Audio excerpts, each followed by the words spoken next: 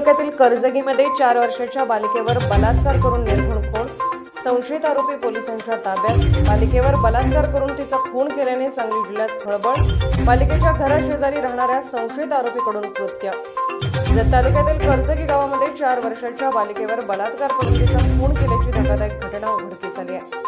या प्रकरणी पांडुरंग सोमनी कळली पुजारी या नराधमाला पोलिसांनी बेड्या ठोकल्या। संशयित आरोपी पांडुरंग कळली पुजारी हा बालिकेच्या घराशेजारी राहण्यास आहे। संबंधित बालिका गुरुवारी सकाळपासून बेपत्ता होती। नातेवाईकांनी शोध घेतला परंतु ती मिळून आली नाही। त्यामुळे बालिका बेपत्ता झाल्याबाबत गावात दवंडी पिटवून बालिकेचा शोध सुरू करण्यात आला।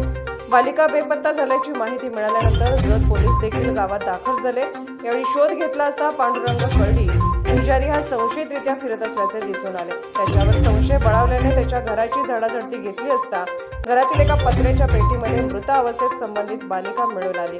पोलिसांनी पांडुरंग कळली पुजारी याला पोलिसी खाक्या दाखवताच त्याने बालिकेवर बलात्कार करून तिचा खून केल्याची कबुली दिली आहे। सदर बालिकेला मिरजेच्या शासकीय रुग्णालयात शवविच्छेदनासाठी आणण्यात आला आहे, तर मिरज सिव्हिल परिसरात सुद्धा एकच गर्दी झाली होती।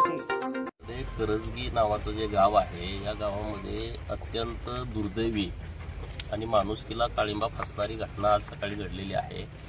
4 वर्षाची लहान मुलगी आहे आणि तिच्यावरती अत्याचार करून तिची हत्या करण्यात आलेली आहे। पोलीस प्रशासनाने खूप सतर्कपणे जेव्हा गावातून मिसिंग झाले म्हणून पोलिसांना फोन गेला तेव्हा त्यांची एक टीम गावामध्ये तात्काळ आली आणि त्यांनी जवळपास 15-20 मिनिटाच्या आतमध्येच या सगळ्या घटनेचा उलगडा केलेला आहे। तर आता मिरज सिव्हिल येथे पीएमसाठी बाळाला आणलेला आहे। पोलीस प्रशासन, वैद्यकीय सर्व अधिकारी आणि व्हिडिओ शूटिंग इन कॅमेरा हे पीएम होते।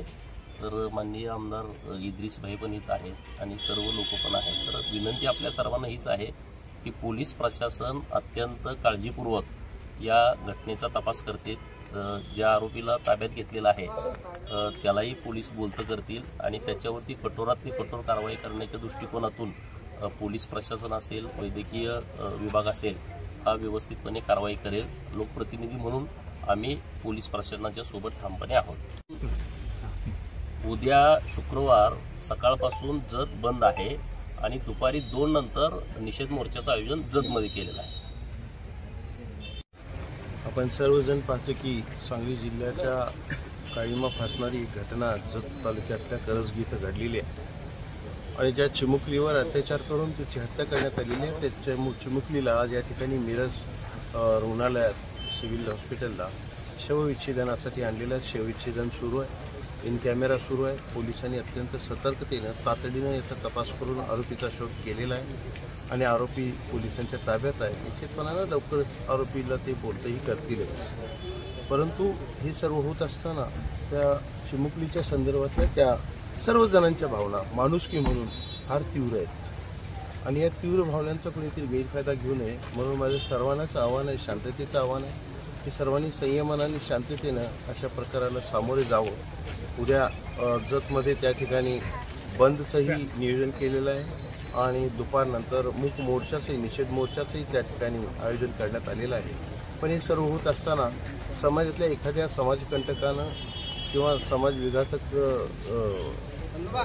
जे काही कृत्य केलं गेलं म्हणून आपण त्याचा निषेध 100% करतोय, पण ते निषेध करण्याची आपली पद्धत ही व्यवस्थित असली पाहिजे आणि त्याचा त्रास प्रशासनाला आणि लोकांना होता उपयोगी नाही। निश्चितपणानं या नराधमाला कठोरात कठोर शिक्षा व्हावी हीच मागणी सर्वांची असणार आहे आणि नजीकच्या काळात मला वाटतं की एक चांगलं व्यवस्थितपणानं कोर्टाचं सुद्धा नियोजन या ठिकाणी शासनानं न्याय मिळण्याच्या दृष्टिकोनातून करावं।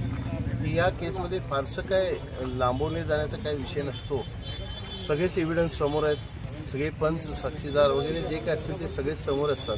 त्यामुळेच विलंब लावत या खटल्याचा निकाल लावणं योग्य होणार नाही। या खटल्याच्या निकालामध्ये या नराधमाला फाशीची शिक्षा व्हावी हीच सर्वांची अपेक्षा आहे आणि लवकरात लवकर एक्सपिडिएंट कोर्ट म्हणून नेमणूक करून काही मर्यादा देऊन त्या कालमर्यादेत याचा निकाल देण्यासाठी म्हणून सुद्धा तरतूद त्या ठिकाणी शासनाने करावी अशी मागणी एक विधान परिषद सदस्य म्हणून निश्चितपणाने